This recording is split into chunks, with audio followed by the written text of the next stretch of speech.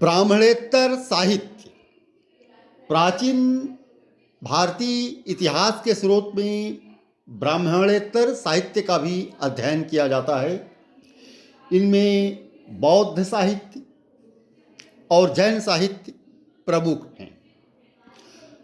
बौद्ध साहित्य के अंतर्गत हम देखें तो बौद्ध साहित्य प्राचीन भारत के इतिहास को जानने का एक प्रमुख स्रोत है। प्राचीनतम बौद्ध ग्रंथ पाली भाषा में लिखे गए थे, जिसमें सर्वप्रमुख त्रिपिटक हैं। बुद्ध के महापरिनिर्वाण के पश्चात उनकी शिक्षाओं को संकलित करके 3 भागों में विभाजित किया गया, जिनको त्रिपिटक कहते हैं। सुत्त पिटक सबसे बड़ा और सर्वोच्च पिटक है।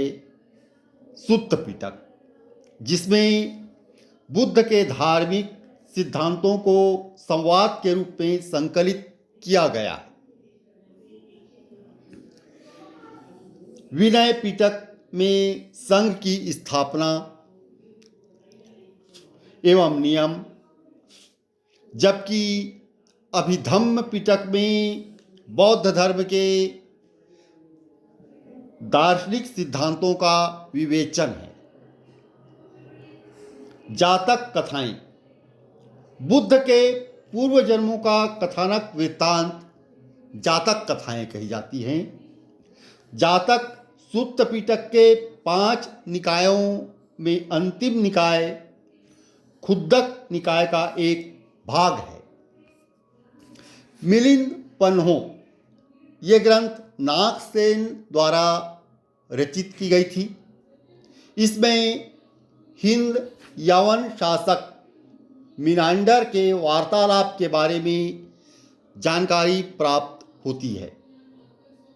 बौद्ध धर्म के महायान संप्रदाय के ग्रंथ ललित विस्तार तथा दिव्यावदान आदि हैं।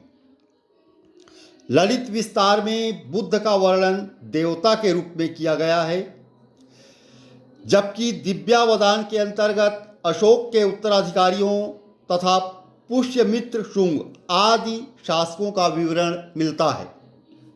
कथा वस्तु बौद्ध धर्म के हीनयान संप्रदाय का प्रमुख ग्रंथ है। इसमें बुद्ध का जीवन चरित्र वर्णित है। जैन साहित्य यह भी भारतीय इतिहास की जानकारी का एक प्रमुख स्रोत है।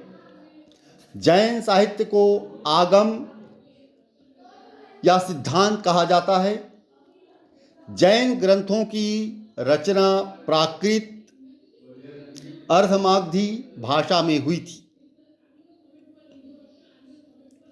इनका अंतिम रूप से संकलन 6ठी शताब्दी ईसा पूर्व में गुजरात के वल्लभी में किया गया था।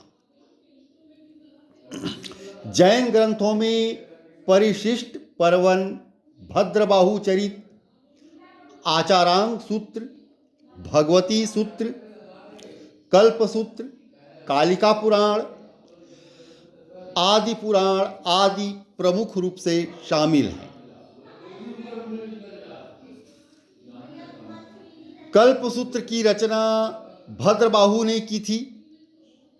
जैन धर्म का प्रारंभिक इतिहास कल्प सूत्र से ही ज्ञात होता है। भद्रबाहु ने जैन भाष्य ग्रंथ निरुक्ति की भी रचना की थी। परिशिष्ट पर्वन तथा भद्रबाहु चरित से चंद्रगुप्त मौर्य के जीवन की प्रारंभिक और उत्तरकालीन घटनाओं की जानकारी मिलती है। भगवती सूत्र में महावीर स्वामी के जीवन और उपदेशों का वर्णन मिलता है। इसके अलावा भगवती सूत्र से 16 महाजनपदों के बारे में भी अच्छी खासी जानकारी मिलती है। इस प्रकार ब्राह्मणेतर साहित्य के अंतर्गत बौद्ध साहित्य और जैन साहित्य के अध्ययन से प्राचीन भारतीय इतिहास की जानकारी प्राप्त होती है। धन्यवाद।